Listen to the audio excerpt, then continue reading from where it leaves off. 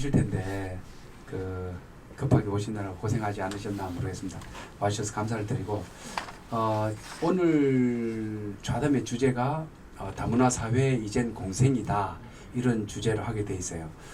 여러분들께서 다 전문가들이시라서 하실 말씀이 많으시겠지만 적절한 수준으로 이렇게 통제를 해주시고 우리 사회가 어느새 참 다문화 사회로 성큼 다가선 듯한 느낌이에요. 예전에는 한 10년 전만 해도 외국인들이 올 때는 그냥 외국인이 지나가는구나, 그 외국인 근로자가 있구나, 뭐 이런 정도로 생각을 했었는데 요즘 화성시 거리만 어디 다녀봐도 진짜 많이 보여요. 오늘 이 다문화 사회 이전 공생이다라는 주제의 패널로 참석해주셔서 감사를 드리고 자 본격적으로 한번 시작을 해보겠습니다. 첫 번째 질문, 다문화 사회 개념을 좀 먼저 짚고 들어가야 될 것 같아요. 먼저 우리 김경희 의원님께서 말씀을 좀 해주십시오. 보편적으로 저희가 이제 다문화가 말씀해주신 것처럼 많이 우리 사회에 이제 들어왔는데요. 우리 예전에 저 초등학교 다니고 몇 년 전만 해도 그 크레파스나 물감에 살색이 있었어요. 근데 요즘엔 살색이 없고 살구색으로 바뀌었더라고요. 그래서 그게 왜 이렇게 바뀌었나 이렇게 검색을 해봤더니 이게 이제 인종적인 차별, 사람의 피부색이라든지 다양한 문화가 들어오는데 살색이라는 하나를 가지고 이렇게 사람의 살색이라고 표현하는 건 그건 아니다. 이렇게 해서 차별적인 그런 문양이라고 생각을 해서 이제 저희 나라도 살색이라는 개념이 없어졌더라고요.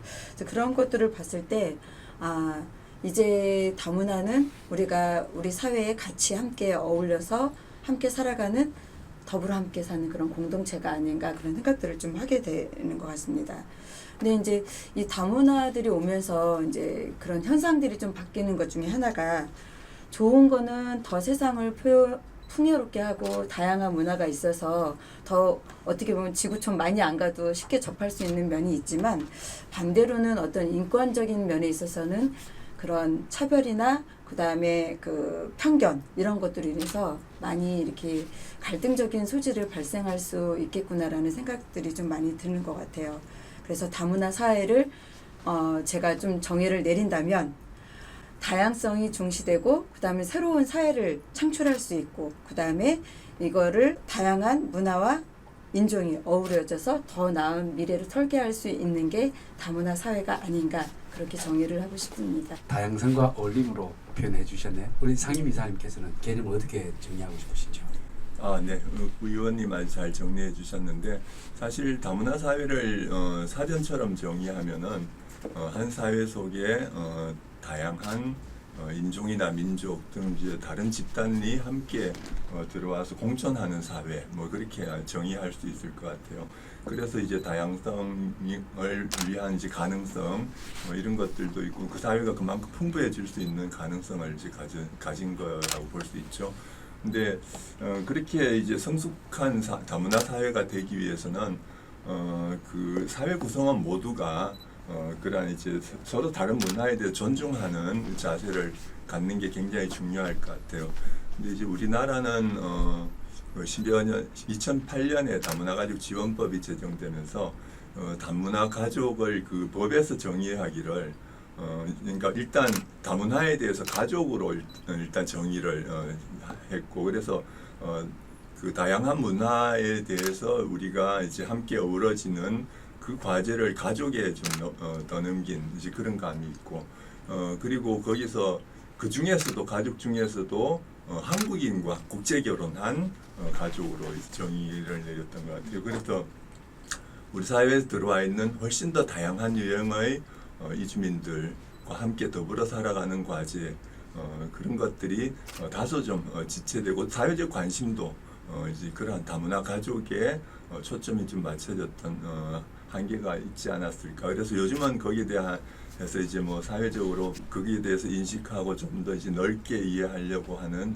노력을 벌이고 있는데 그래서 이제 우리가 중요한 것은 이주민 모두를 이미 우리 사회 속에 이제 곳곳에 들어와 있잖아요. 마을 속에서도 곳곳에 이제 다양한 사람들이 들어와 있는데 이것을 그러한 이제 모든 이주민들 함께 인정을 하고 그리고 다 함께 더불어 살아가기 위한 노력을 사회 구성원 모두가 함께 벌여 나갈 때 정말 제대로 된 다문화 사회가 되지 않을까 생각합니다. 감사합니다. 더불어 살아야죠. 네. 더불어 살아야죠. 자, 다음 질문이요. 우리나라 다문화 사회 진척 정도하고 또 우리 화성시의 다문화 사회로의 전환이 어느 정도 수준인지 어디까지 왔는지 그게 궁금해요. 우리 센터장님께서 말씀 좀 해주실까요? 네. 화성시의 다문화 사회를 보면 사실은 이제 아까 상임이사님이 말씀하신 것처럼 다문화 가족 지원법이라는 거에 근거했기 때문에 사실은 이제 결혼 이민자들 중심의 이제 다문화 가족 지원이 이제 중심이었던 건 사실이에요. 근데 그러다 보니까 이제 저는 이제 다문화 가족 지원센터에 있기도 하고 그런 차원에서 본다면 사실은 이제 서울권에서 본다면 전국적으로는 사실은 다문화 가족이 그러니까 결혼 이민자로 본다면 이들은 점차 줄고 있다는 얘기도 있거든요. 왜냐하면 이제 사회적인 문제라든지 이런 게 발생하면서 그쪽의 나라 쪽에서 이제 조금 방지 뭐 이런 것도 있고 뭐 이런 부분들 여러 가지 문제로 이제 줄어드는 경향도 있다고는 하지만 사실은 이제 서울에서 집값이라든지 경제적인 상황이라든지 경기도로 내려오고 또 경기도에서 보면 안산이라든지 또 인근에 또 집값이 상승이 되고 이러면서 그러다 보니까 이제 화성으로 내려오고 그러면서 또 이제 동탄 신도시 개발이라든지 이런 게 있어서 아무래도 화성은 조금 이제 또 게다가 공장도 굉장히 많잖아요. 그러니까 근로자뿐만 아니라 모든 이제 뭐 불법 체류자라든지 해서 사실은 다문화 사회가 화성은 계속해서 앞으로도 증가할 것 같고 그러한 현상은 계속될 것 같습니다. 네. 그리고 아까 부대표님이 말씀하신 것처럼 사실 이제 자료들이 굉장히 다 달라요. 왜냐하면 그 지자체에서 각자 이제 조사하는 것 그런데 이제 저 같은 경우에는 이제 행정안전부 자료를 이제 근거로 한다면 중앙의 자료를 근거로 한다면 2018년도인데 이제 2016년도 통계인 거예요. 그러다 보니까 이제 저희 화성시 인구의 7.4%가 다문화이다라고 얘기를 하고 있는 거죠. 네. 자, 다음 질문이요. 다문화 수용성을 키워야 된다고 해요. 우리나라 사람들이 그 다문화 수용성을 키운다는 게 어떤 의미인지 우리 교수님 말씀 좀 해주시겠어요? 네, 좀 낯설게도 느껴지시죠. 왜냐하면 이때까지는 외국인들이 한국 문화를 알아야 된다 이렇게 생각을 해왔는데 우리가 다문화 수용성을 키워야 된다는 말은 굉장히 낯설게도 느껴질 수가 있어요. 근데 이제 이걸 어떻게 이해하면 좋냐 하면 물론 외국인들도 이주민들도 이쪽에 와서 한국의 문화를 알아가야 되는 과정을 거치겠지만 우리가 만약에 정주국으로서 이 이주민을 받아들인다면 우리도 외국인이 많은 상황에 적응할 수 있어야 된다. 이런 정도로 좀 생각을 하면 좋겠어요. 그래서 이제 전문적으로는 이 이야기를 사회적 거리감이라는 개념으로 갖고 있는데요. 이제 표현을 하게 되는데 이 매스컴이나 이런 데서는 요즘 외국인이 많이 나오죠. 네. 심지어 뭐 어떤 특정한 프로에는 외국인이 나와서 퀴즈 프로도 하죠. 그렇죠. 아주 많이 나오죠. 네, 그리고 한국 사람보다 어떤 걸 더 많이 알죠. 잘 아는 부분도 있습니다. 그런 사람들을 보면 별로 거리감이 안 느껴져요. 이게 굉장히 타인이기 때문에 그냥 그대로 받아들이기도 해요. 근데 만약에 외국인이 나의 상사라면 그건 우리가 어떻게 받아들일 수 있어요? 그러니까 다들 부하 직원으로 올 수 있다 이런 생각은 해요. 노동자로 올 수 있다. 근데 상사로 오는 것 이미 이제 일부 비즈니스에서는 그런 일들이 발생을 하고 있습니다. 또 내 이웃 바로 옆집에 이사를 오면요. 이런 것들이 이제 다 거리감인 거예요. 나는 이걸 얼마나 받아들이고 적응할 수 있는가. 더 가까이 가면 내 딸이나 아들이 외국인과 결혼을 하겠다. 이제 우리가 다문화 사회를 예상을 한다면 그런 부분들까지도 얼마나 우리가 수용할 수 있을까에 대한 부분들을 생각을 해봐야 됩니다. 그래서 그런 부분에서 차차 적응을 해 나가야 되겠죠. 그래서 이런 거리감들을 하나씩 해체하는 과정, 그게 다문화에 대한 수용이라고 생각을 합니다. 감사합니다. 다문화 지금 사회적 거리감이라는 게 일단 그 다른 표현으로 하면 선입견 편견이 아닐까 싶고 그럼 그 선입견과 편견을 어떻게 하면 좀 줄이는 쪽으로 정책을 펴나가야 되지 않을까 이런 생각이 들어서 제가 잠시 사적으로 좀 다뤄봤습니다. 다음 우리 상임 이사님 말씀 좀 해주시고요. 화성시 이주민의 특성은 어떤지 그리고 그 다문화 사회로의 급격한 전환이 우리 사회에 어떤 영향을 미치는지 그 말씀을 좀 해주십시오. 네, 그 화성시 이주민의 이제 특징 중에 가장 큰 거는 역시 이제 이주 노동자가 많다는 겁니다.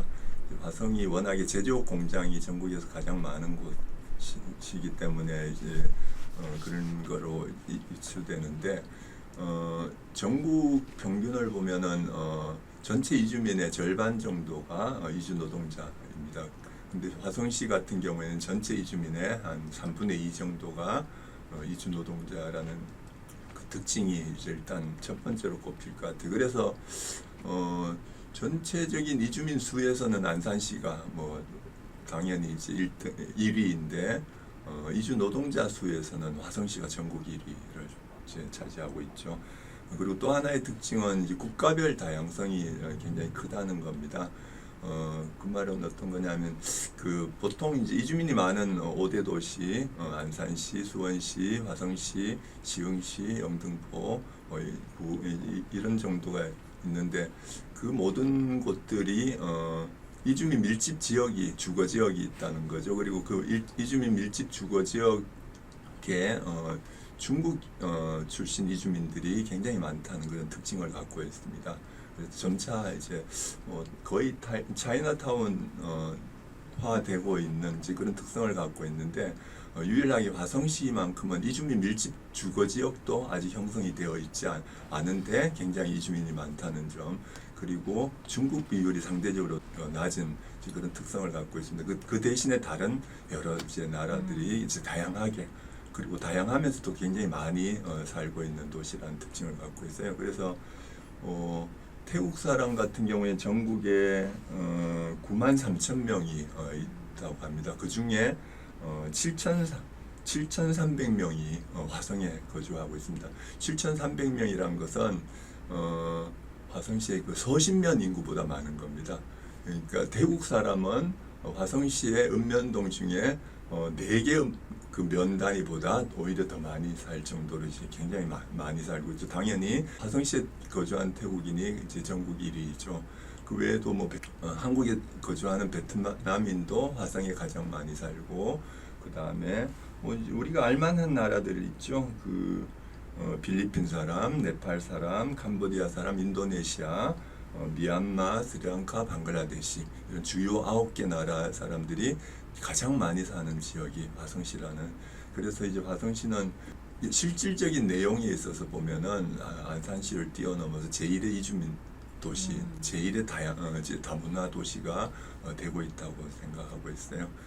예, 뭐 그 영향에 대해서 그 다문화 사회로 전환되는 것에 대해서 이제 많은 분들이 일단 갈등을 이제 우려하는 건 사실인데, 갈등에 대한 우려, 이것은 사실 우리 국민들이 하기 나름인 것 같아요. 오히려 처음에 초반에 얘기했듯이 우리가 오히려 다양성을 더욱더 높이고 더불어 살아가는 그러한 이제 사회적인 분위기를 만드는 데 좋은 기회라고 이제 생각하고, 그래서 이런 기회를 잘 살리면은 오히려 우리는 세계에서 더욱더 문명 사회로 거듭날 수 있는 기회가 될 수 있다고 생각하고 있습니다. 알겠습니다. 감사합니다. 화성시가 독특하긴 해요. 외국인들 밀집해 있는 타운도 없고, 그리고 중국인들도 타 지역에 비해서 적고, 그런데도 다양성을 갖추고 있고 아주 묘한 도시긴 합니다. 우리 차 교수님 저기 이용근 선생님께서 말씀 주신 것처럼 이주민이 하나의 집단이 아니라는 걸 이미 화성시는 경험을 한 것 같아요. 그래서 다양한 집단이 있다는 것을 이미 화성시가 경험을 했기 때문에 그게 이제 굉장히 중요한 자원이 되지 않을까. 화성시 입장에서 또 그게 이제 화성시에서 모범적으로 만약에 이 다양성을 잘 비벼 나간다면, 잘 적응해 나간다면 이게 다른 시군구에 상당한 어떤 지침 내지는 어떤 그 좋은 사례로 얘기가 될 수 있지 않을까 하는 부분이 저도 굉장히 공감을 하고요. 또 하나 이제 좀 제가 짚고 넘어가고 싶은 거는 굉장히 급격하게 이 변화가 일어났다는 겁니다. 그래서 우리나라는 뭐든지 다 압축적으로 겪는 것 같아요. 그래서 공감합니다. 네, 이 화성시의 이주민의 진입 내지는 이 다양성이 이제 실현되는 그 과정이 굉장히 급격해서 사실은 아마 센터장님께서 이현주 센터장님도 공감하시고 또 김경윤 선생님께서도 공감하시겠지만 정말 한 몇 년 전만 해도 정책 수혜자다 우리가 이렇게 얘기를 했었는데 어느새 이 이주민들이 본인들이 자원봉사자가 돼가지고 이주민을 또 돕는 그런 상황이 됐습니다. 그러니까 이 급격함을 어떻게 우리가 잘 적응해 나가느냐가 이제는 큰 숙제가 된 것 같아요. 그래서 현장에 있는 보육교사나 사회복지사 이렇게 활동가들을 만나보면 정말로 이분들이 피부로 느끼시는 것 같아요. 네. 그래서 그 급격함을 잘 완충할 수 있는 장치들, 그 다음에 거기에 대응할 수 있는 자세 이런 것들이 좀 필요하다고 생각합니다. 네, 감사합니다. 맞아요. 급해서 좋은 건 하나도 없는 것 같아요. 실수가 나오고 큰 일이 벌어지는 건 늘 조급증 때문이라고 생각을 하거든요. 우리가 가장 조심해야 될 단어가 조급증 아닌가 싶어요. 정책도 마찬가지고. 그래서 좀 깊게 생각을 하고 여유롭게 깊게 생각하고 또 다양한 의견들을 수렴을 해서 의견을 집약하면 참 괜찮은 의견 작품이 만들어질 수 있지 않을까 그런 생각입니다. 다음 주제로 한번 넘어가 볼까요? 화성시가 다문화 친화적인 도시가 되기 위해서는 어떤 노력을 기울여야 되는지 우리 센터장님께서 먼저 좀 말씀을 좀 해주시고요. 네, 다문화 친화적인 도시 죄송합니다. 친화적인 도시라는 것 자체가 과연 뭘 의미할까 저도 이제 생각을 좀 많이 해봤는데요. 친화적인 도시라는 것 자체가 결국에 함께 어우러져서 사는 거 아닐까라는 생각을 해봤어요. 그래서 행복한 사회, 화성시에 거주하는, 그러니까 인종 불문, 국적 불문, 뭐 아무튼 화성시에 거주하는 사람들이 함께 어우러져서 화성시가 발전하고 행복해지는 데 있어서 어우러져서 잘 살아가는 것 자체가 그거 자체가 친화적인 도시가 아닌가 저는 그렇게 생각을 합니다. 네. 네, 감사합니다. 자, 우리 김경애 의원님. 네. 센터장님이 말씀하신 부분에 저도 많이 공감을 하고 있고요. 근데 이제 사실은 저희가 아까 이용근 대표님께서도 말씀하셨지만 다문화 안산시 같은 경우에는 다문화 특구해서 어떤 그 다문화들이 모여 있는 곳에 조성을 한다고 한다면은 화성시는 오래전부터 그런 어떻게 보면 도시가 조금 조성이 됐음에도 불구하고 관리가 안 되고 그 다음에 정책적인 부분에 좀 진보하지 못하는 그런 것들을 좀 볼 수가 있거든요. 그래서 뭐 다문화 센터나 외국인 복지센터나 그다음에 뭐 아시아 소통센터나 일부 이제 민간에서 그런 단체들이 다문화들을 위해서 많이 돕고 계시긴 하시는데 저는 이제 화성시 입장에서의 좀 더 체계적인 그런 이들을 위한 다문화 거리를 좀 조성해야 되지 않나 그런 생각이 들고 있습니다. 아까 많은 분들이 얘기하신 것처럼 다양하다는 거를 저희가 계속 얘기를 하고 있는데 그러면 그 다양하다는 거에 맞춰서 다양한 그 문화를 조성을 하는 것도 시의 입장이라고 생각을 하고 있거든요. 근데 이제 저희가 항상 이제 봤을 때 차별이 가장 이제 외국인과 다문화를 봤을 때 가장 키워드인데 이 차별이라는 걸 봤을 때는 이들이 우리가 지원해야 되고 보호해야 되고 뭔가 해줘야 되는 그런 대상으로 생각을 하기 때문에 이제 그들 입장에서 봤을 때 왜 우리를 이렇게 차별을 하냐 이런 것들이 많이 나오는 것 같아요. 근데 물론 이제 지원도 해야 되지만 이들이 이 지역 안에서 다문화 거리를 만들거나 정책 안에서 펼쳐질 때 조금 더 참여할 수 있고 주도적으로 참여할 수 있는 그런 거와 그다음에 이주민과 선주민하고 있어서 같이 협력하는 그런 부분 그리고 지역 주민들도 다문화에 대한 인식이 좀 전환되는 그런 것들이 바뀌어야지만 저는 이 친화적인 도시가 될 수 있다고 생각을 좀 하고 있어요. 이 모든 것들이 그런데 함께 하기 위해서는 이 정책에 대한 부분들이 바뀌지 않으면 안 된다고 생각을 하고 있거든요. 그리고 두 번째로는 저는 이제 이분들이 화성시 안에서 어떤 문화라든지 체육이라든지 뭐 그다음에 전반적으로 뭐 한 곳에서 지원받을 수 있는 그런 센터의 개념이 필요하다고 생각을 해요.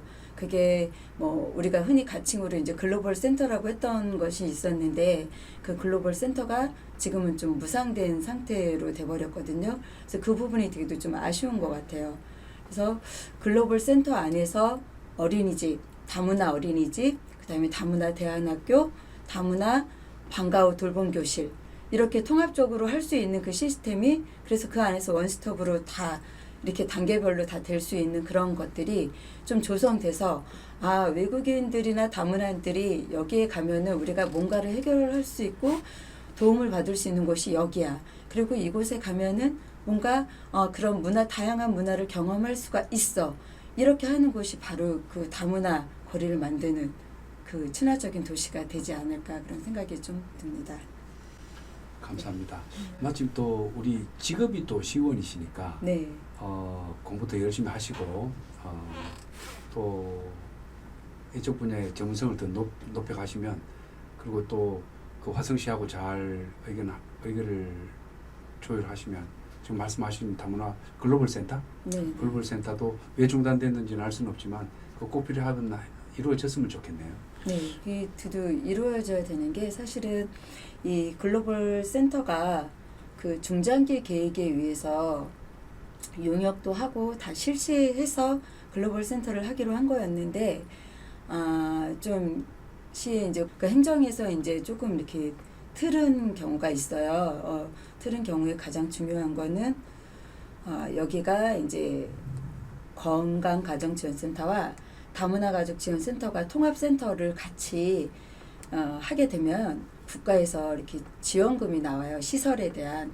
그러다 보니까 이렇게 지원금을 받을 수 있어서 이거를 바꾸면 좋겠다 해서 좀 지금 바꿔가는 과정인데 저는 그 바란 만세시장에 이제 글로벌 센터가 지금 이렇게 들어서게 되는 거고 이제 통합지원센터도 어떻게 보면요.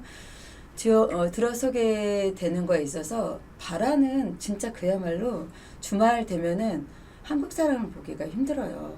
다 외국인들만 있거든요. 근데 그 안에 외국인들을 지원하는 공간들이 없어요. 외국인 복지센터가 있지만 거기는 또 향남에서 거기에서 한참 멀리 떨어져 있는 곳이라서 이들이 진짜 그 중심 바란시장 안에서의 쉴 수 있는 공간이라든지 어떤 배움의 공간이라든지 문화의 공간이라든지 이런 것들이 없거든요, 전혀. 그래서 그 공간이 필요하다는 거를 좀 확실히 주장하는 바이고요. 만약에 지금 통합지원센터로 간다 그러면은 저는 다시 글로벌 센터가 다시 생겨야 되지 않나 그 생각을 갖고 있고요. 그리고 솔직히 말씀을 드리면 가족통합지원센터는 굳이 그 자리에 있지 않아도 된다라는 거를 좀 주장하고 싶어요. 이 다문화 가족지원센터나 건강가정지원센터는 바람만세시장 아니어도 향남 2주구에 아니면은 또 더 다른 이렇게 주택 밀집 지역에 가도 충분히 이렇게 뭐 일어날 수 있는 그런 게 있지만 그 지역 바람만세시장은 외국인들과 다문화들이 있는 곳으로 아예 그렇게 문화 거리가 조성이 돼야 되는 거니까. 의원님 지역구인가요? 아닙니다.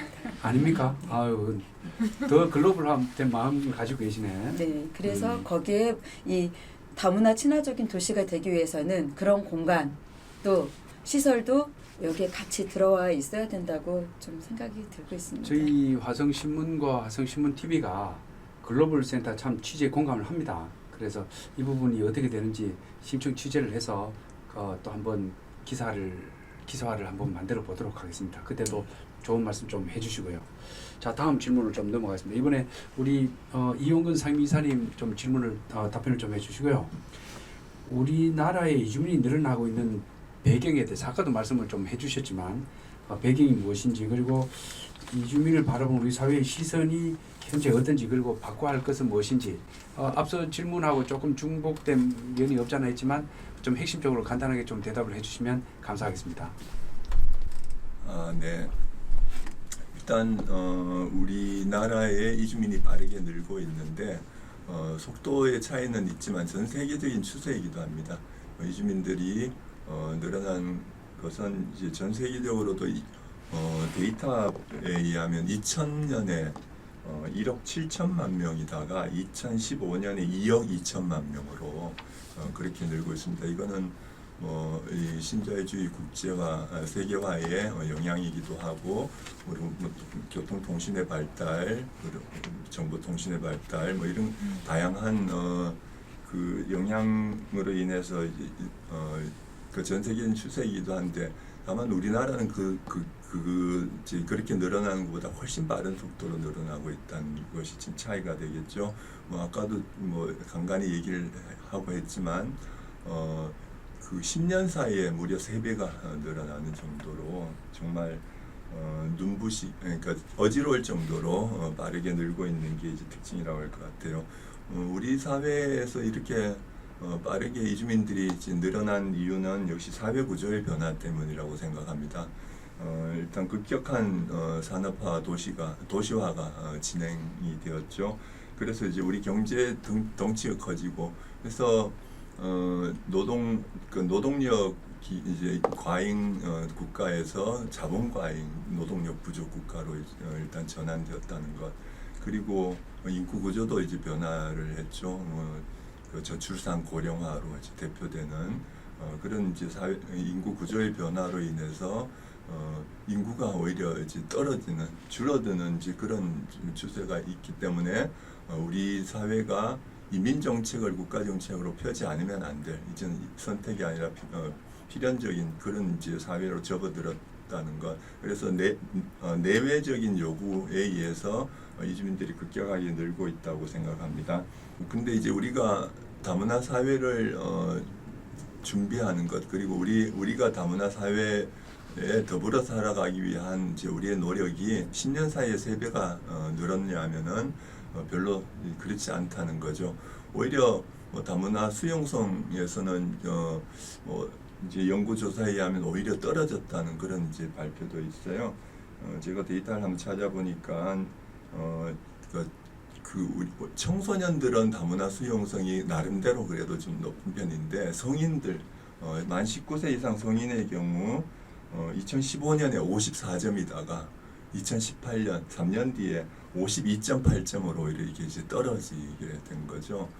아까 우리 사회자님께서 이제 가정에 우리 따님에 대해서 사례를 들었는데 고민하다가 그래도 이제 수용할 것 같다 그렇게 말씀해 주셨는데 사실 우리 사회로 보면 별로 그렇진 않거든요. 이주 노동자를 이웃으로 두는 것에 대해서 나는 그렇게 둘 수 있다 하는 대답을 대다수가 했냐면 그렇지 않습니다. 한 3분의 1 정도는 이웃을 둘 수 없다는 대답을 하고 있는 거죠. 그만큼 이제 아직은 우리가 이제 다문화 수용성이 떨어지는 건 분명한 것 같고 그래서 우리가 이제 다문화 인식 개선 교육이라든지 캠페인 이런 것들 대폭 좀 강화할 필요가 있지 않을까 저는 이제 생각하고 있습니다. 다문화 교육에 참여한 성인의 비율도 아까 그 통계 그 연구에 따르면은 다문화 교육에 참가한 성인이 2015년에 4%에서 5%에서 2018년에 4%로 떨어지고 있거든요. 오히려 강화되어야 되는데 뒷걸음질 치고 있는 게 현실입니다. 그래서 우리 화성시 같은 경우에는 이제 7%가 넘는 이주민이 있는데 사회적으로 적어도 한 5% 정도는 배려해야 되지 않느냐 하는 그런 캠페인을 벌이자 이런 이제 활동가들이 이런 얘기도 하고 있습니다. 꼭 필요한 일인 것 같습니다. 그렇죠. 우리 사람은 인식의 동물이에요. 인식의 동물이라서 자꾸 좋은 걸 보면 그쪽으로 인식이 가게 되고 안 좋은 걸 보면 안 좋은 식으로 인식이 가게 된다. 그래서 방송이나 언론 매체가 얼마나 중요하냐면 그거 원출시 사건 하나 터지면 그냥 잘 나가다가도 그냥 한 방에 그냥 꼬꾸라져 버리는 거예요. 그래서 참 그런 일이 없어야 되겠지만 그럼에도 불구하고 언론 매체에서는 좋은 소식들을 좀 많이 내보내고 축제 같은 거 웃고 즐기는 그런 분위기를 많이 좀 형성을 했으면 좋겠다 그런 마음이 듭니다. 네, 다음 질문도 들어가죠. 우리 차승훈 교수님께서 말씀 좀 해주신데요. 주셨으면 좋겠는데 단일 민족 개념을 포기할 때가 되었다라는 이야기도 나옵니다. 다문화 사회에서 우리가 한민족 정체성을 강조하는 것은 이제 어려운 일일까요? 네. 어떻게 생각하시죠? 굉장히 어려운 질문입니다. 사실은. 근데 이제 아까 우리 이용군 선생님께서 말씀하신 것처럼 이 수용성이 이제 정체되어 있는 큰 원인 중에 하나가 우리가 이렇게 많은 사람들이 이주민을 받아들이다가는 대한민국이 없어지는 거 아니냐. 단일 민족의 정체성 우리는 이렇게 항상 배워왔는데 이게 막 희미해지고 뭔가 우리가 다치는 거 아니냐 이런 그 우려가 좀 깔려 있는 거라고 생각합니다. 그래서 이 부분에 대한 인식을 좀 개선하는 게 굉장히 사실 필요하다고 생각을 하거든요. 일례로 저희 이제 대학에서 같은 교수님들끼리 얘기를 하다가 어느 역사 관련된 전공 갖고 계신 교수님이 진짜 누구 역사를 가르쳐야 될지 모르겠다 이렇게까지 고민하시는 얘기를 들었습니다. 그러니까 한국사를 가르치시는 분한테는 되게 고민되는 일일 것 같아요. 지금 현재 벌어지고 있는 이 다문화적 사회와 이 교실에 이제 다문화 아이들이 몰려들고 베트남, 캄보디아, 타일랜드, 중국에서 온 학생들뿐만 아니라 화성의 다문화 그 교실에는 아버지가 독일에서 온 사람도 있고 아프리카에서 온 사람도 있고 인도에서 온 사람도 있으니까 얘네들한테 한국 역사를 가르치는 게 무슨 의미고 어떤 식으로 알려줘야 될지 굉장히 고민될 수밖에 없습니다. 근데 사실은 이 다문화 사회가 왔기 때문에 우리가 우리의 역사라든지 우리의 정체성을 한 번 더 고민해 볼 수 있는 계기가 만들어지지 않았나 이런 생각을 해보고요. 그다음 현재 이주민이 이렇게 많이 살고 있는 이 현재 오늘 이 날짜도 내일이 되면 역사가 됩니다. 그러니까 이주민을 포함한 역사인 거예요, 우리는. 그래서 제 생각에 그 이주민의 국가 사람들, 이주해온 분들의 역사와 우리의 역사가 접목되는 바로 이 지점이 이 역사적 시점이 바로 오늘이라는 거죠. 지금 현재 한국 사회고 현재 화성시의 상황이라는 거죠. 그래서 이 부분에 이 역사적 현장에 살아 있다라는 것만으로도 되게 그 가슴 벅차게 사실은 느껴야 되고 그런 면에서 이 민족 정체성이라는 어떤 그 개념을 조금 다르게 우리가 이제 해석해 나가야 되지 않을까라는 생각이 듭니다. 그래서 다문화 사회가 됐다고 우리가 민족 정체성을 다친다거나 이렇게 생각하는 것은 조금 오류라고 생각하고요. 우리 역사가 중요하고 우리 민족 정체성이 그렇게 중요하다면 다른 나라의 민족 정체성은 또 어떤지 궁금해하고 또 그들과의 접점을 찾아가고 이런 노력들도 굉장히 필요하다고 생각합니다. 그래서 굉장히 어려운 일이긴 할 거예요. 우리가 아직 많이 안 겪어봤고 이렇게 대중적으로 겪어보지 않았던 현상이라 힘들겠지만 차근차근 이 부분을 노력을 해 나가야 된다고 생각합니다. 네, 감사합니다. 우리 것도 명확하게 지키고 다른 것도 좀 받아들이는 마음. 어렵죠. 그렇죠. 어렵긴 한데 아주 명확하게 개념을 정리해 주신 것 같아요. 우리 시의원님 말씀 좀 부탁드립니다. 네, 차승은 교수님께서 말씀하신 대로 참 요즘에 다민족 국가가 되어가고 있는 이 대한민국에서 정체성을 이제 우리의 것을 찾아가느냐 이런 것들이 많이 대두되고 있는 것 같아요. 예전에 보면은 우리가 뭐 순수 혈통 그리고 우리 흔히 말하는 혼혈이라는 얘기가 많이 있었잖아요. 그래서 저렇게 예전만 해도 혼혈하면은 우리나라 사람들이 약간 그 민족적인 그런 우월감 때문에 혼혈인들을 요즘 내려다보는 것도 있고 저 사람들하고 우리하고는 달라라는 그런 것들이 되게 강하잖아요. 근데 요즘에 워낙 TV 보면 그 아이돌부터 시작해서 연예인들도 많이 이제 다민족 국가로서의 그런 분들이 많이 들어와서 활동하시는 것들을 많이 보게 되거든요. 그래서 이게 다 같이 한번 고민해야 될 문제인데 근데 저는 그런데 그런 생각을 해요. 그렇다고 해서 우리 것을 버릴 수는 없는 거고 정체성을 가져가야 된다는 거는 맞게 생각을 하고 있거든요. 근데 이 정체성이 예전에는 어떤 혈통이나 뭐 이런 것들 생각했다면은 지금은 저는 그 민족의 정체성의 개념에 대해서는 혈통적인 것을 좀 뛰어넘어야 된다고 생각을 하고 있거든요. 그래서 우리가 물론 같은 말과 글을 갖고 있고 공통의 역사를 갖고 있고 그다음에 추구하는 삶의 가치가 이렇게 다 같기 때문에 그런 민족의 동지성 때문에 사실은 저희가 이렇게 오늘날의 대한민국이 이렇게 발전한 게 아닌가 싶은 생각이 있습니다. 그리고 어떻게 보면 그 홍익인간 하나의 그 민족적 삶의 가치로 백예민족이라는 그거가 우리의 대한민국을 만들어 왔기 때문에 이거를 고수하는 것도 중요하다는 생각이 좀 들거든요. 그런데 지금은 많은 세대가 같이 다양하게 들어오기 때문에 저희가 지금 현 세대에 있는 과제라고 생각을 해요. 지금 어떻게 보면은 지금 세대가 살아가고 있는 하나의 과제, 그리고 그 다음 세대가 과제 이렇게 있다면은 현 세대의 과제는 우리의 언어라든지 역사 그리고 가치를 다문화와 함께 한민족 공동체로서 통합적으로 같이 이루어가고 알아가고 그런 세대라고 한다면 그 다음 세대에 있어서는 이것들을 다양성을 존중하면서 또 다른 우리 안에서의 문화를 만들어내고 또 그들을 인정하면서 가는 그런 다양성의 정체성이라고 해야 될까요? 이런 것들을 좀 함께 갔을 때 오히려 대한민국이 조금 더 그 경쟁력을 높이고 그다음에 이제 국가적으로도 민족적으로도 좀 더 선두적으로 갈 수 있지 않을까 싶은 생각이 들어요.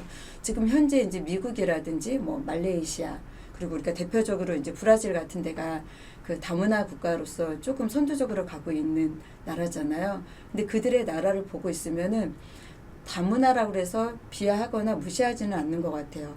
인정하고 존중하고 배려하고 그래서 오히려 다민족 국가가 거기서 더 많이 활발하게 이렇게 활동하고 있는 것처럼 우리도 국가적인 그런 정체성을 문화의 정체성을 지켜가면서 이들하고 같이 함께 한다면 함께 살아가는 공존하고 공생하는 그런 대한민국이 되지 않을까 싶은 생각이 좀 듭니다.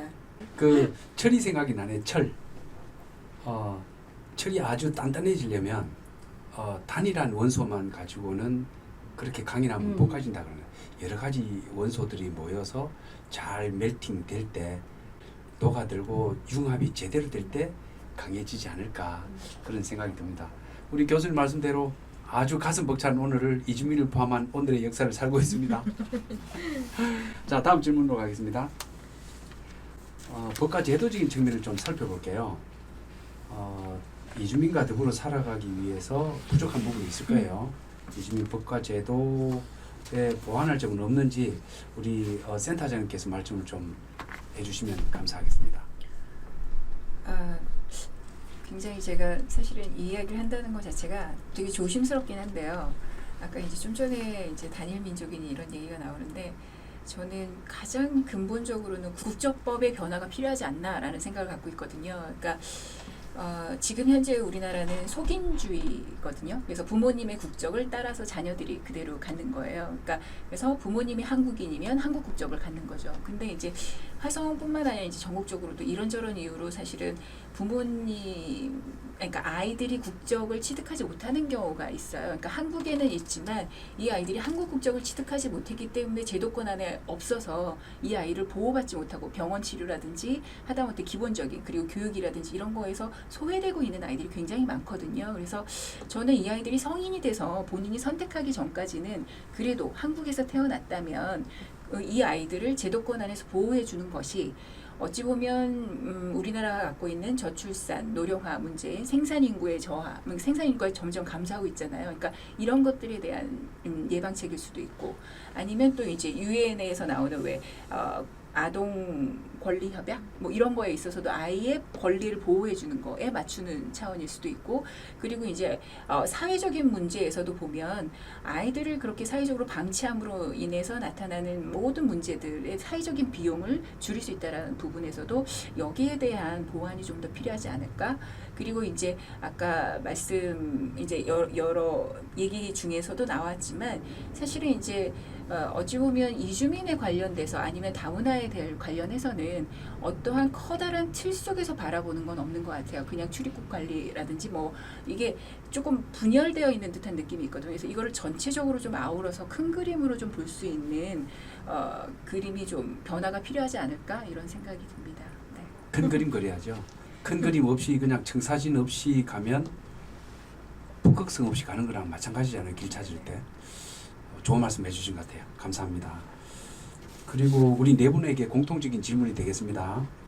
화성시의 성공적인 다문화 사회 전환을 위한 과제 감사하겠습니다. 먼저 우리 교수님께서 문을 좀 열어주실까요? 네, 그 화성시가 이제 와서 이주민들이 와서 지금 현재 생활을 하고 있는데 아주 어린 아이들부터 이제 지금까지 뭐 좀 나이가 큰 아이들이 이제 대학교도 가기 시작을 했죠.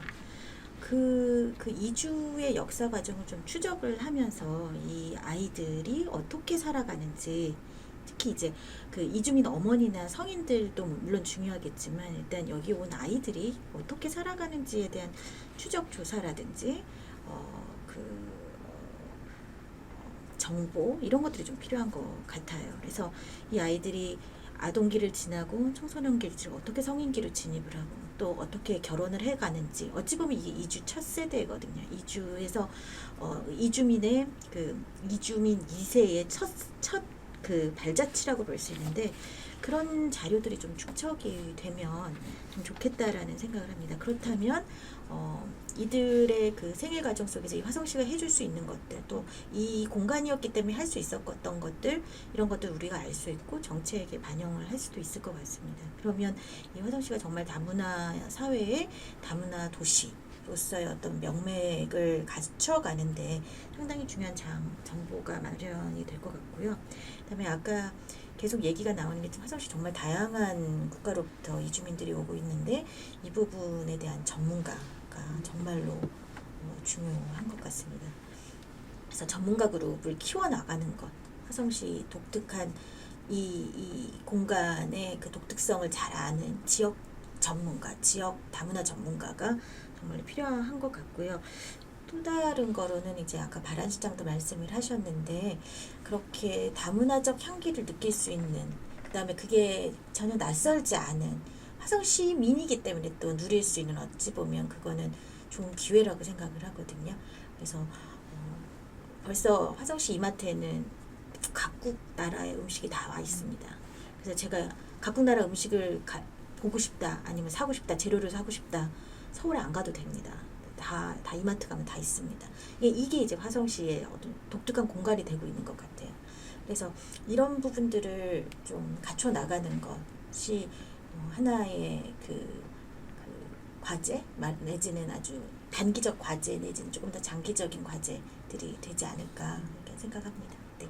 저는 인식 개선에 대해서 조금 얘기를 하고 싶어요. 그러니까 어찌 보면 이주민이나 다문화 가족하면 가해자, 피해자, 뭐 피해자든 가해자든 아니면 수혜자 또는 시혜자, 이런 게 조금 이분법적인 시각으로 이렇게 이주민과 선주민 이렇게 나뉘어져 있는 듯한 그런 느낌을 많이 받거든요. 그래서 이러한 시각적인 변화가 가장 기본적인 전제가 아닌가, 저는 그렇게 생각을 합니다. 우리 이용근 상임이사님. 네. 뭐 일단 첫 번째로는 역시 이제 고정관념과 편견을 극복하는 것, 뭐 역시 거기서부터 출발할 수밖에 없지 않을까 싶어요. 그 어떤 제가 다큐, 일반 시민들이 만든 다큐예요. 다큐를 본 적이 있는데 그 이주 노동자에 대해서 어떻게 생각하냐 물어보니까 많은 사람들이 무섭다라는 표현을 쓰더라고요. 예, 그만큼 아직 익숙하지 않아서 그렇기도 하고, 그리고 또 이제 일부 매스컴에서 이제 드러난 아주 좀 다소 좀 극단적인 사건, 이런 것 속에 이제 그 이미지가 이제 심겨져 있는 이제 그런 것일 수도 있을 것 같아요. 근데 실제로 외국인의 범죄율은 내국인의 절반 정도밖에 안 되고 그것도 매년 떨어지고 있더라고요. 실제로 사실은 그러한데 인식은 이제 그러한 좀 다소 이제 극단적인 사건으로 인해서 이제 뿌리 박혀버린 거죠. 그래서 매스컴과 교육이 굉장히 중요하다고 생각해요. 보통 이제 어떤 이제 특정한 인종 같은 이제 소수자가 연관된 사건에 대해서는 그 소수자에 대해서 밝히지 않는 게 이제 기본적인 보도 준칙이 되어야 될 텐데, 전에 어떤 것이 있었나요? 불이 한번 크게 난 적이 있었죠. 그 유류 저장고 이쪽에 풍등을 날려가지고 있었는데, 그때 바로 그냥 스리랑카 노동자라는 게 그냥 그대로 그날 자로 보도되고 하죠. 근데 그 풍등을 날렸던 처음 날렸던 사람이 누군지 우리는 아무도 몰라요. 어떤 특정 초등학교 이름이 만약에 나갔었으면은 그게 가능했을까? 전혀 그렇지 않다는 거죠. 근데 스리랑카 노동자는 그냥 쉽게 얘기해 버린다.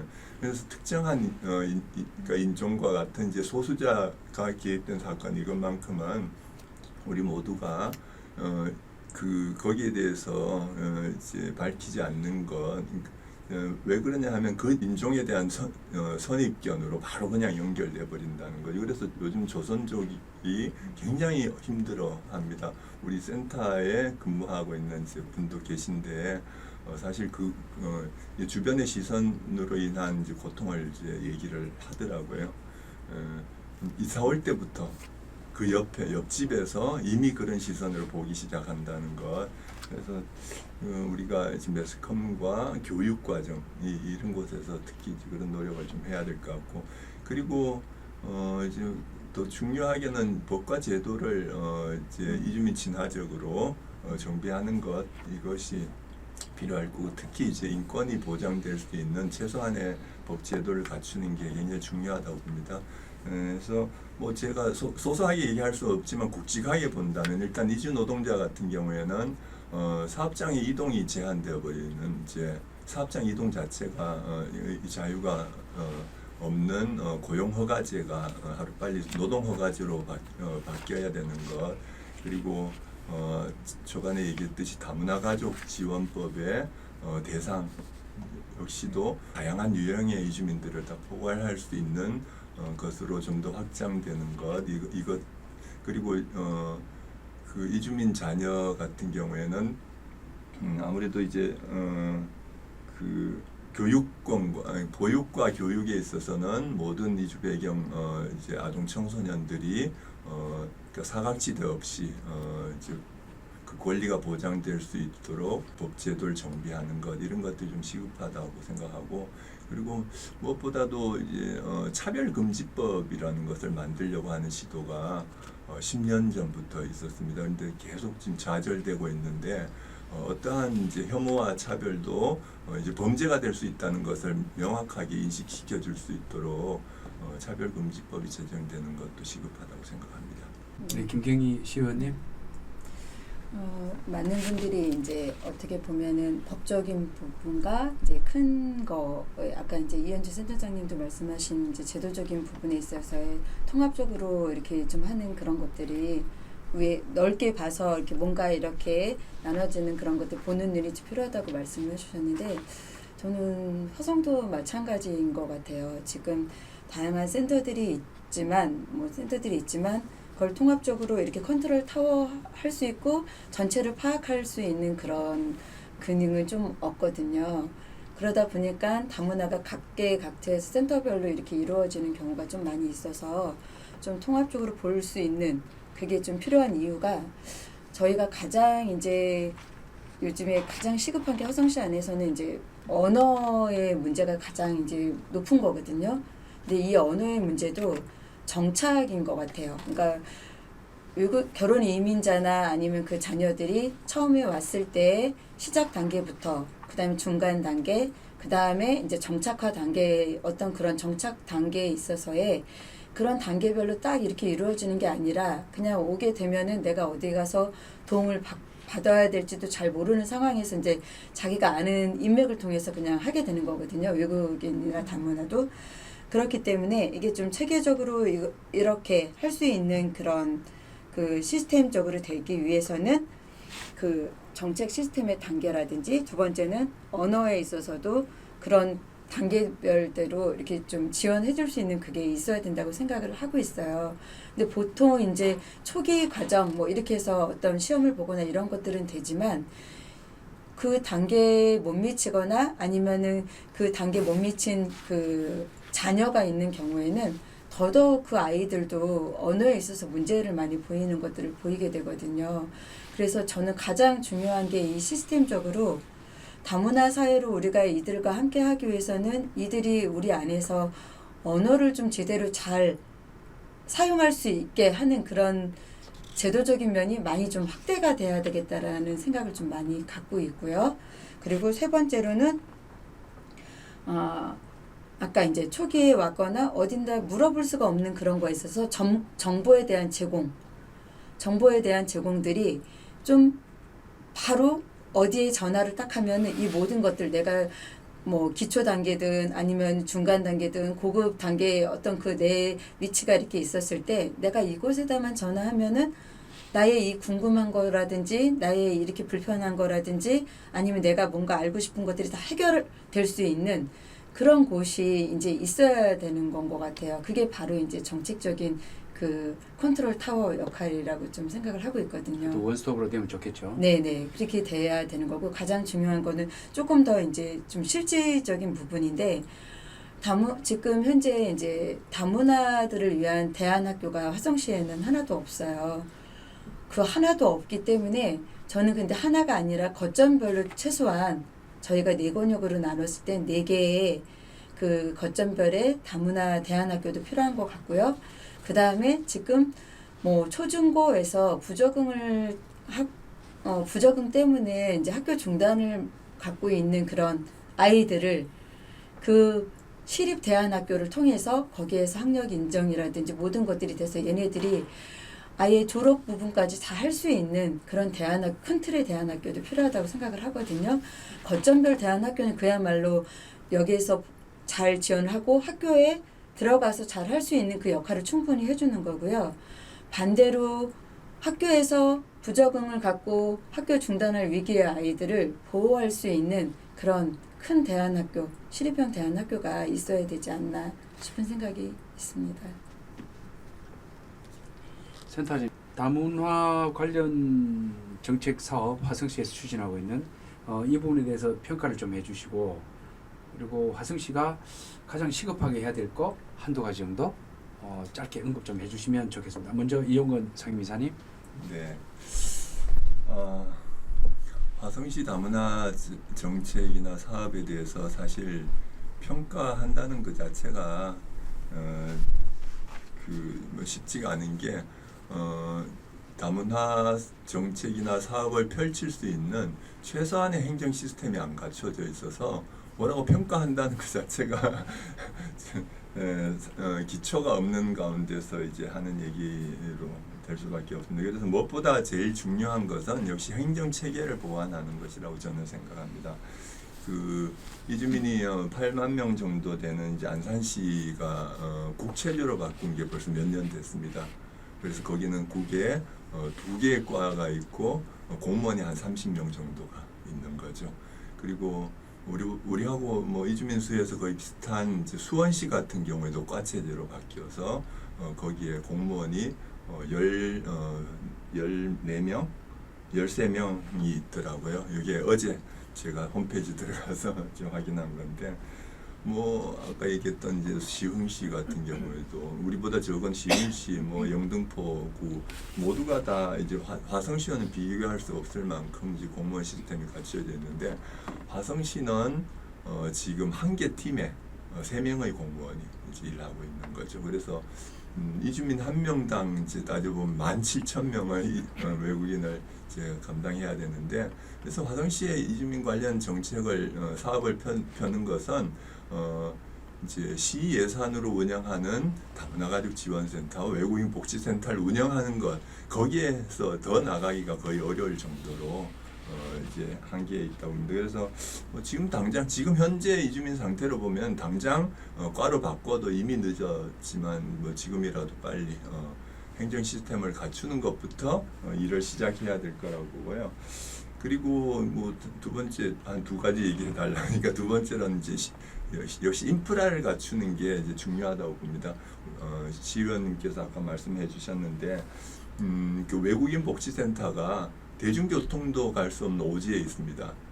잘 아시듯이 이주민들 같은 경우, 특히 이주 노동자들 같은 경우에는 자기 차를 소유하고 있는 비율이 굉장히 낮아요. 그래서 모든 도시, 다른 이주민이 많은 도시 같은 경우에는 대중교통이 편리한 곳에 뭐 외국인 복지센터든 다문화가족 지원센터든 이런 센터들이 위치하고 있는데 화성시 외국인 복지센터는 정말 버스도 타고 가기 어려울 오지에 이제 위치하고 있는 게 이건 화성시 외국인 복지센터가 어디 있죠? 구문천리에 있죠. 예, 구문천리 들어보기도 산업단지 있는 네, 쪽에 네. 말씀하신 네, 거죠? 네, 예, 맞습니다. 네, 가봤습니다. 저도. 예. 그래서 아까 얘기했듯이 이거는 누가 봐도 화성시의 이주민 내 상태에 대해서 들여다보면은 무조건 바람 만세 시장 안에 들어가야 된다는 거는 똑같은 이제 결론을 내릴 거라고 봅니다. 그래서 바람 만세 시장에 이제는 남은 땅도 거의 없는데 지금 이제 어렵게 마련한 글로벌 센터 이게 들어서는 거 이거 무조건 돼야 그 다음부터 이제 이주민과 관련한 일을 얘기할 수 있을 것 같아요. 이게 이제 이미 4년 전, 5년 전에 지역사회 보장 계획을 수립할 때 이게 들어가서 그래서 우여곡절을 거쳐서 글로벌 센터를 설립하는 것까지 갔는데 그래서 뭐 한 4, 5년 걸려서 만들어진 계획이 일반 우리 저같이 이제 이주민 지원 활동을 하는 저도 모르는 사이에 용도가 변경되어 버렸어요.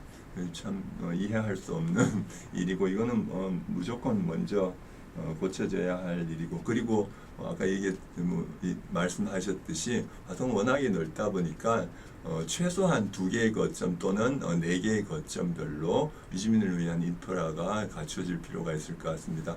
안산시 같은 경우에는 외국인 주민센터가 별도로 있죠. 그리고 이제 다문화 커뮤니티 센터도 있고 그 다음에 이제 별도 학습관과 그 다음에 다문화 전문 작은 도서관도 2개가 시립으로 있습니다.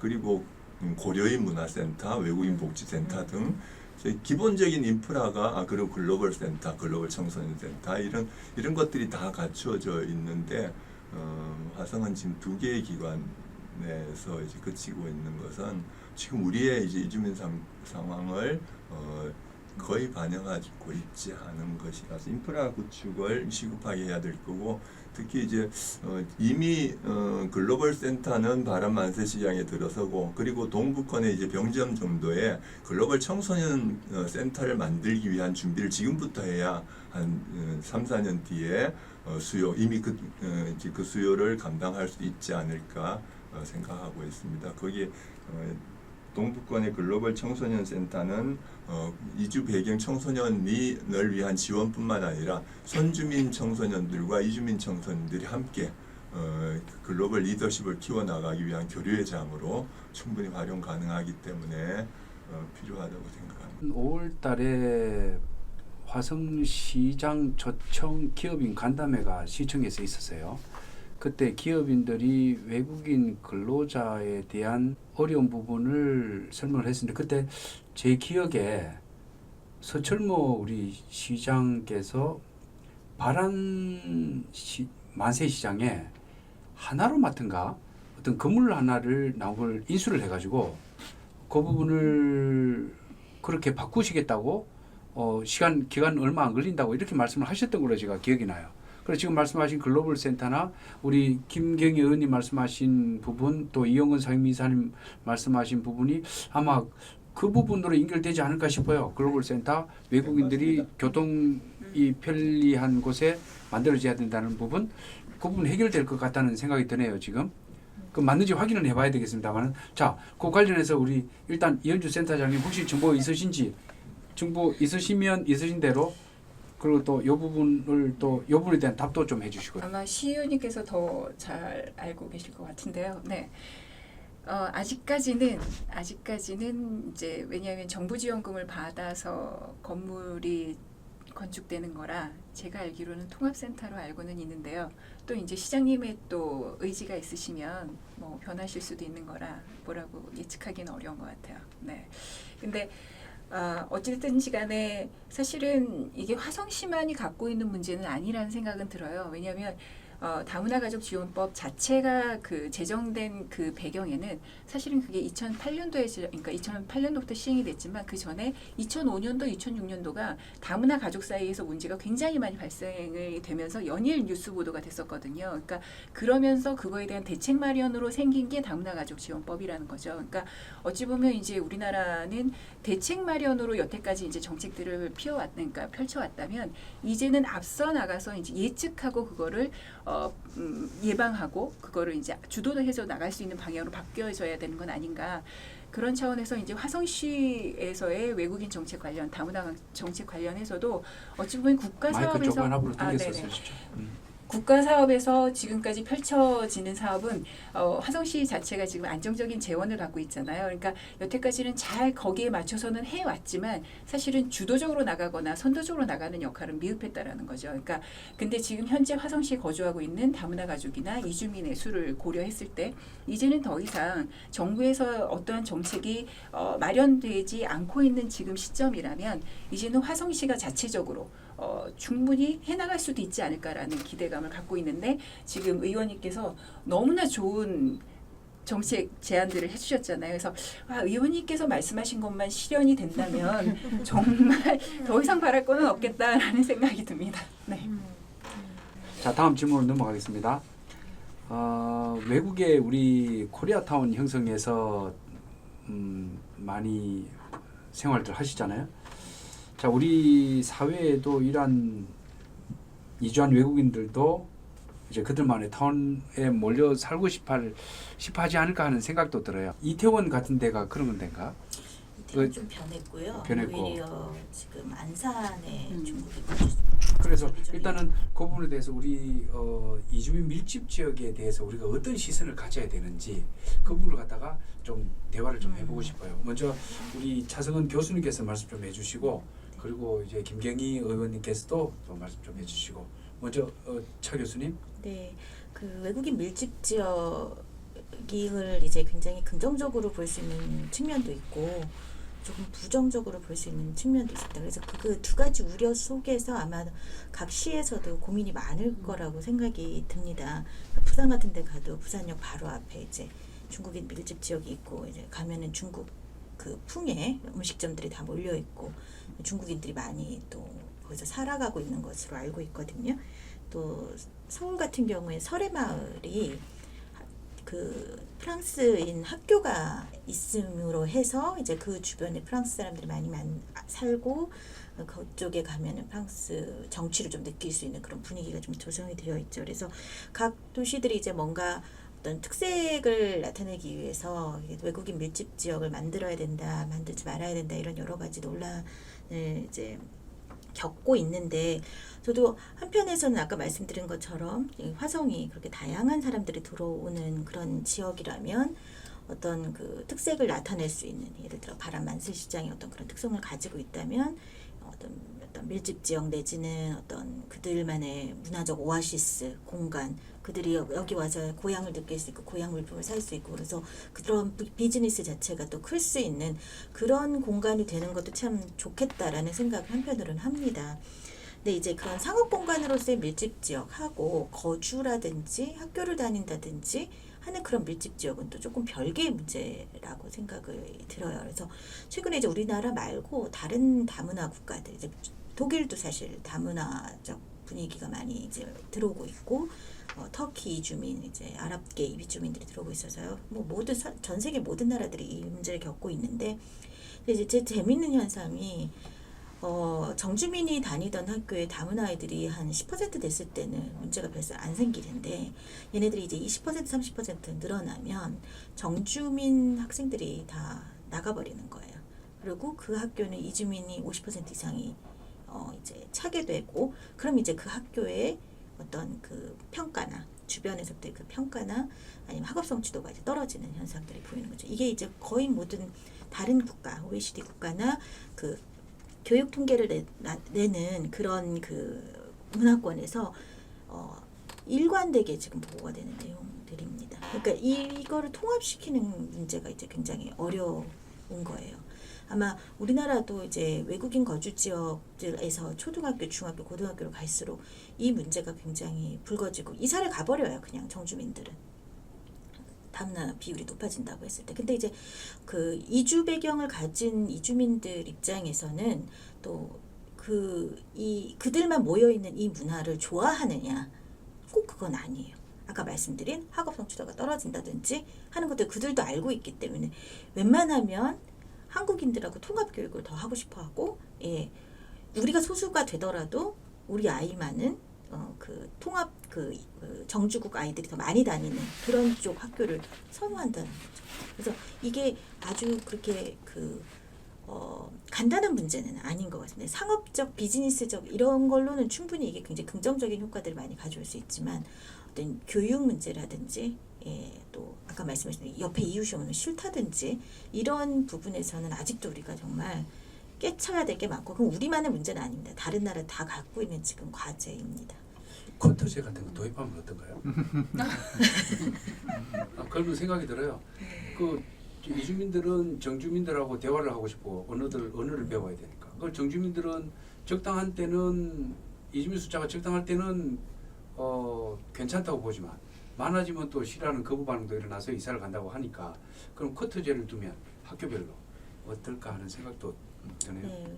뭐 그런 부분도 한번 생각은 해봐야 되는데 아무튼 많은 나라가 이 부분을 굉장히 고민을 하고 있고 또 우리나라 사람들도 또 이주 배경이라고 했을 때 선진국 이주 배경을 가진 경우는 굉장히 또 환영합니다. 그런 학생들이 교실에 오는 거 아무 문제가 없습니다. 근데 이제 우리가 소위 말하는 개발도상국 아이들이 온다, 교실에 들어온다. 똑같은 이주 배경입니다. 근데 그때는 색안경을 또 끼거든요. 그러니까 여러 가지로 이게 풀어야 될 문제들이 많이 있어서 저는 사실 이런 타운 형성 이런 거는 그 지역의 한 특성을 살릴 수 있는 되게 좋은 모델이라고 생각하고 실제로 이쪽 다문화적 그 다문화 관련된 비즈니스를 화성이 키우는 데 있어서도 굉장히 선도적인 역할을 하는 토대가 될 수 있다고 생각을 하는데 또 하나 풀어야 되는 그런 그 거주와 관련된 문제는 지속적으로 고민을 하고 어떻게 해결할지 해봐야 되는 문제라고 생각합니다. 알겠습니다. 감사합니다. 다음 우리 김경희 시의원님. 네. 교수님이 말씀하시는 대로 약간 양면성이 다 이렇게 갖고 있는 것 같아요. 근데 이제 그런 고민들을 좀 많이 하게 되는 것 같아요. 어쨌거나 이들이 와서 이제 들어와서 자체적으로 뭐 화성시 안에서는 짧게 작은 타운을 지금 형성해가고 있는 거거든요. 이제 저쪽 바란이라든지 뭐 이쪽은 특히 이제 바란이라는 곳이 어떻게 보면 타운을 형성하는 그 지역인 것 같아요. 제가 바라봤을 때는. 근데 우리가 이제 크게는 우리가 뭐 코리아타운 해갖고 이제 한국 사람들이 이민을 가게 되면 거기 안에서 같은 우리 한국 사람들끼리 모여서 어떤 언어라든지 음식이라든지 이런 것들을 거기서 같이 이렇게 공용적으로 이렇게 사용을 하고 있잖아요. 그런 것들을 좀 봤을 때는 그들도 우리 안에서 어떤 타운을 형성하고 싶어 하겠다. 말이 통하는 사람들과 얘기를 하고 싶고 또 내가 이렇게 먹고 싶은 음식을 같이 공유할 수도 있는 거고 그래서 그런 타운을 이 사람들도 좀 원하지 않을까 싶은 생각이 있어요. 그런데 만약에 그렇게 타운이 형성됐을 경우에는 저는 우리나라에 어떻게 보면 법과 제도나 이런 것들은 더 확실하게 더 이렇게 좀 들어가야 되지 않나 그런 생각을 좀 하거든요. 근데 그런 것들이 없다면은 흔히 말하는 우리가 범죄의 그 발상지가 될 가능성이 높기 때문에 그런 타운이 형성됐을 때는 그런 것들이 법이 오히려 좀 강화가 돼서 그들이 이제 그런 것들을 지켜나갈 수 있는 그런 제도 사항으로 만들어 간다면은 좀 좋지 않을까 싶은 생각이 좀 갖게 됐어요. 그래서 예전에는 뭐 한국에 왔으면 한국 법을 따르고 로마에 가면 로마 법을 따라라 이런 것들이 있었지만 워낙 지금 많은 민족들이 이렇게 들어오기 때문에 너네 우리나라 왔으니까 우리나라 법에 따라 이 법적인 부분에 있어서는 그 부분을 좀 적용해야 되지 않나 싶은 생각이 좀 듭니다. 어떻게 하면 이 언어 발달 지원과 학교 능력자, 인간관계 어려움 이런 부분들을 실질적으로 또 도움을 줄 수 있는지 이 부분 김경희 시의원님께서 말씀 먼저 해주시고 이용근 상임이사님께서 또 말씀 좀 해주시기 바랍니다. 네, 뭐 앞전에도 말씀드렸다시피 가장 이제 대두되는 문제가 이제 언어 문제인 것 같아요. 사실은 우리가 말을 할 수 없거나 알아듣지 못하면은 어디를 가서든지 그 상황에서의 어떤 공포감이라든지 긴장감이라든지 그리고 두려움 같은 거는 당연히 발생하잖아요. 그건 어른들도 마찬가지 그러는 것처럼. 근데 아이들은 더 많이 그런 감정들이 생길 수가 있는 부분이거든요. 근데 현재 우리가 이제 언어가 안 되는데 학교 시스템 상으로 보면은 어느 정도 한국에 대한 그런 거점 공간에서 그거를 익히게 되면은 교실로 들어가게 이렇게 뜸일 거거든요.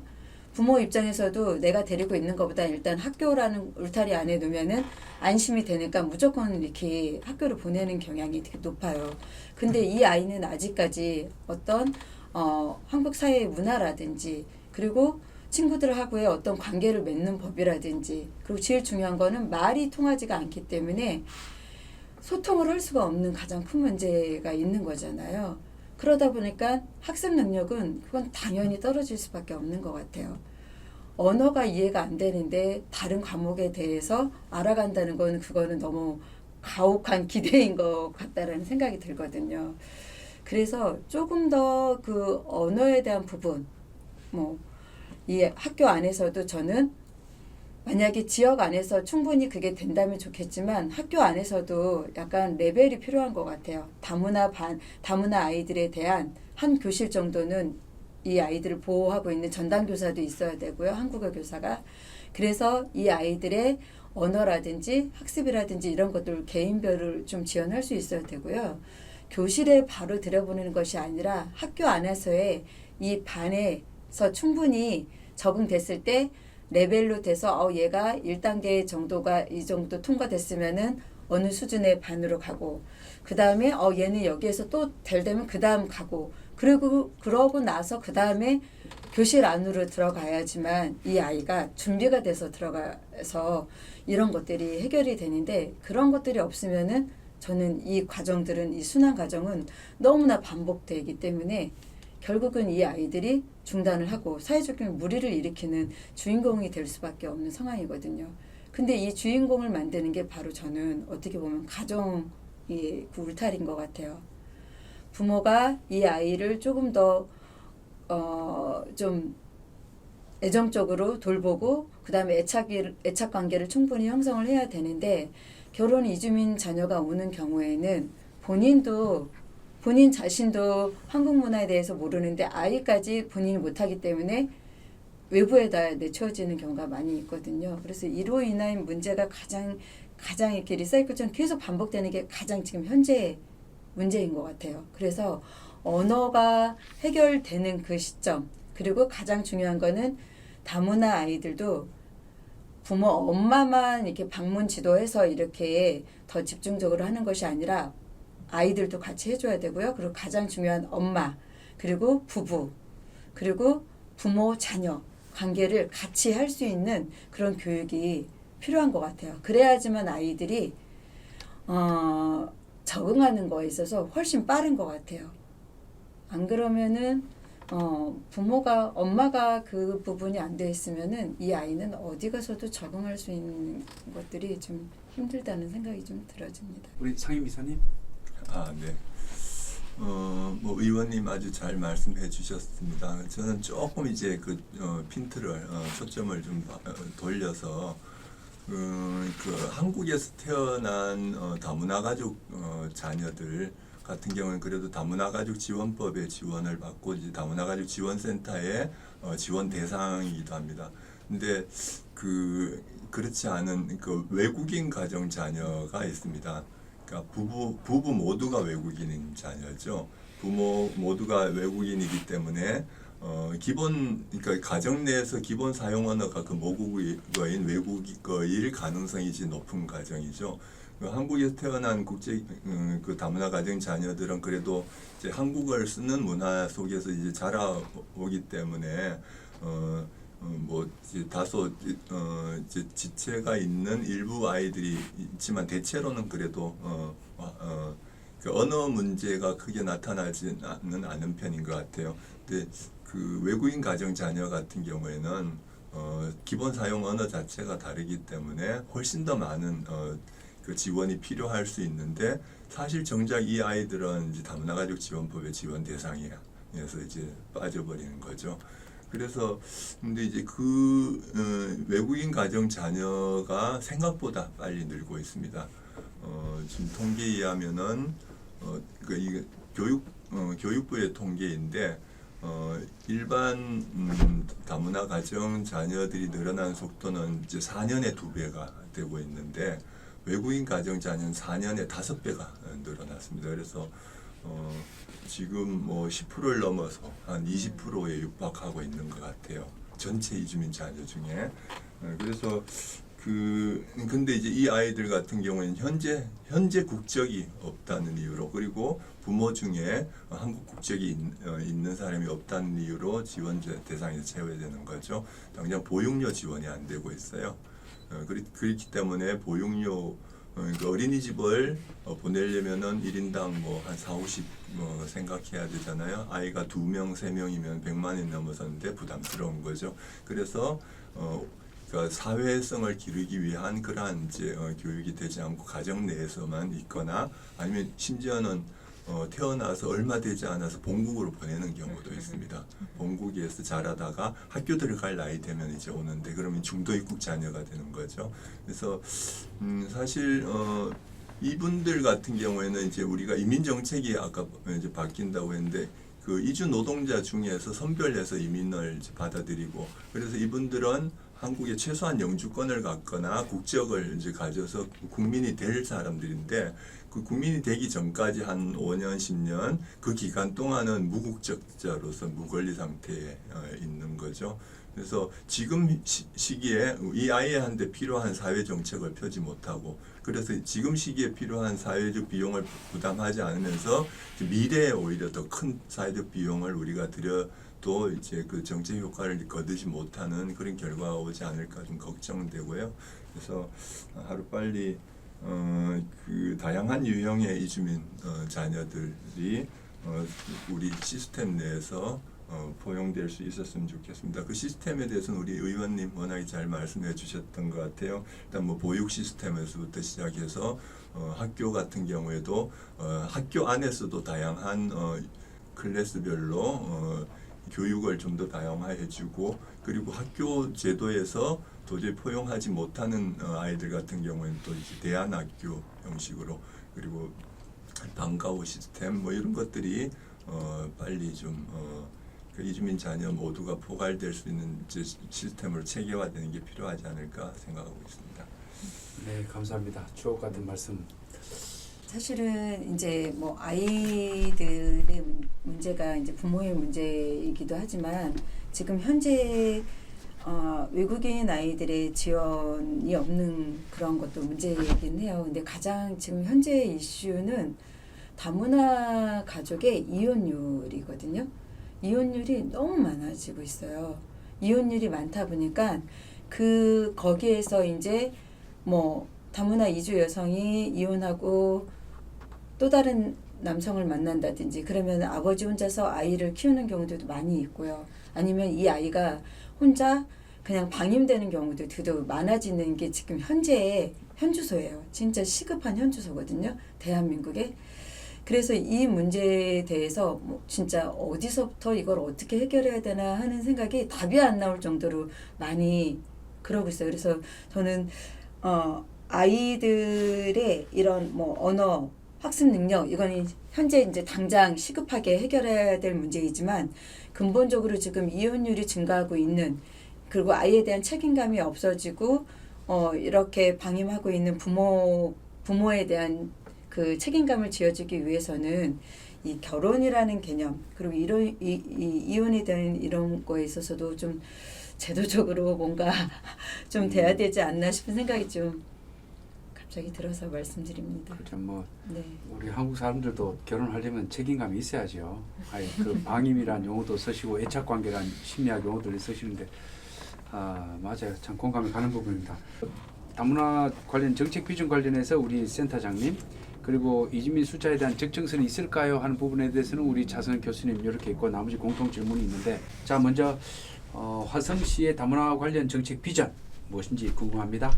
뭐 한마디로 하자면 함께 성장하는 건강한 다문화 사회, 이게 아닐까 싶고요. 이거는 저희 센터 비전이기도 한데, 근데 저는 차이와 다름이 함께 성장할 수 있도록 그 밑거름이 된다고 생각을 하거든요. 그래서 이게 정책 비전으로 나가면 어떨까 그렇게 생각합니다.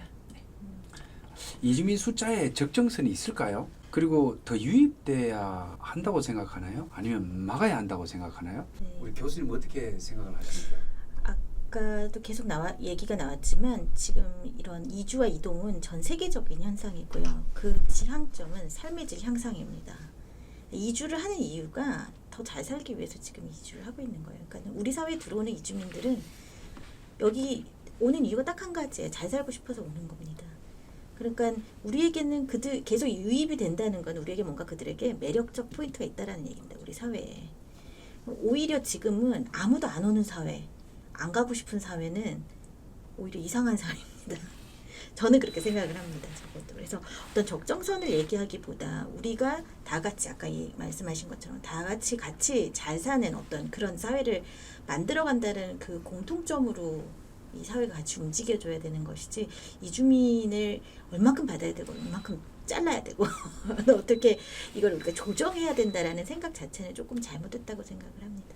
자, 이주민과의 공생을 위해서 마지막으로 하시고 싶은 말씀 요약해 주셔도 좋고 먼저 우리 김경희 시의원님께서 문을 열어주시죠. 네. 지금 현재 다양한 민족, 문화가 공존하는 화성시의 현실을 저희는 직시할 수밖에 없을 것 같습니다. 그래서 이에 대비해서 좀 더 이주민과 함께 어울리고 그다음에 그들의 다양성을 인정해서 다민족 문화가 동등하게 존중받고 협력하고 상호 공존하는 그런 화성시가 되었으면 좋겠습니다. 네, 감사합니다. 상호 공존. 네, 다음에 우리 이용근 상임이사님. 네, 현대 사회의 특징이 다원화라고 하고 있습니다. 워낙에 이제 다양한 이해와 요구들이 나타나고 있어서 이것을 정부가 이제 다 감당하기는 이제 어려운 사회가 되었습니다. 그래서 더더욱 그 공공 서비스를 민간과 행정이 함께 협력적으로 수행하는 거버넌스가 중요해졌죠. 그래서 다문화 사회를 준비하고 이제 만들어 나가는 그러한 노력 역시 민간 협력 거버넌스가 특히 중요하다고 생각합니다. 그래서 다양한 민간 단체들 그리고 일반 시민들의 참여를 얼마나 효과적으로 이끌어내는가 하는 게 우리 성패의 이제 핵심이라고 생각합니다. 거기다가 하나만 더 보탠다면 이주민들이 스스로 조직되고 주체화되도록 세워내기 위해서 우리가 지원하는 것도 아주 중요한 일일 것 같습니다. 이주민들의 공동체가 탄탄해지고 그리고 이주민 속에서 사회적 지도자도 나오고 그리고 시의원도 나오는 사회가 빨리 되어서 이주민들과 선주민들이 다 함께 우리 사회의 주인공으로 되는 게 가장 확실한 다문화 사회를 위한 길이라고 생각합니다. 감사합니다. 이주민들이 스스로 자율과 책임을 지는 사회. 네, 감사합니다. 다음에 우리 이현주 센터장님. 네, 저는 좀 생뚱맞지만 사회심리학자 에릭 프롬의 그 사랑의 기술에 보면 사랑하는 사이에서는 그 단계가 있거든요. 그래서 관심과 책임과 지식과 그 다음에 존중, 이게 사실은 다문화 사회에 가장 필요한 거 아닌가 싶어요. 그러니까 서로에 대해서 관심을 가지고 그 다음에 책임을 지려 하고 이 자리가 바로 책임을 지려고 하는 자세가 아닌가 싶기도 하고요. 그리고 사랑한다고 해서 책임진다고 해서 내 방식대로가 아니라 그 사람에 대해서, 사랑하는 사람에 대해서 아는 거, 그게 지식이거든요. 그러니까 서로가 알려고 하는 거, 그러면서 있는 그대로 존중해 주는 거, 이게 필요한 거 아닌가 싶습니다. 감사합니다. 자, 네. 마지막으로 우리 차 교수님. 어찌 보면 공생이다라고 하는 거는 계속 말씀드리지만 이웃에서 만나고 슈퍼에서 만날 수 있는 그런 관계들, 그 속에서 우리가 그냥 친절하게 인사하고 나눌 수 있고 약간 어눌한 한국어가 들리더라도 그걸 이상하게 생각하지 않고 같이 그 사람의 발걸음에 맞춰서 속도를 맞춰서 같이 할 수 있는 그런 태도와 자세, 그게 말씀하신 존중이고 관심이고 또 책임인 것 같아요. 그래서 화성이 그러한 지역사회, 그러니까 여기서는 이주민도 편안하고 여기 사는 우리 선주민들도 그런 게 전혀 이상하지 않고 오히려 재미난 지역이다, 이런 생각을 할 수 있는 그런 태도와 자세, 인식 개선, 이런 것들이 되게 필요하다고 생각합니다. 네, 감사합니다. 요약을 하자면 떠오르는 단어들을 몇 가지를 적어봤어요. 말씀하신 것들, 큰 틀, 큰 그림이 필요하다. 컨트롤 타워가 필요하다. 이주민을 포함한 역사다. 그래서 오늘은 가슴 벅찬 하루다. 그리고 이민 정책은 선택이 아니라 이제 필연이다. 조화, 어울림, 수용성, 다양성, 거리 좁히기, 우리의 적응성, 사회적 거리감을 어떻게 줄일 것이냐. 그리고 시립형 대안학교, 그리고 추적 조사를 통한 자료 축적의 필요성, 행정체계 보완, 상호공존 뭐 이런 단어들로 집약을 할 수 있을 것 같아요. 오늘 귀한 말씀 해주셔서 감사드리고 앞으로도 이 자두면 끝나고 나서 각자의 위치에서 오늘의 주제인 다문화 사회 이전 공생이다가 하루빨리 실현될 수 있도록 최선을 다해서 노력해 주시기 바랍니다. 그리고 저희 화성신문 TV에서도 노력하겠습니다. 감사합니다. 박수 한번 드릴까요?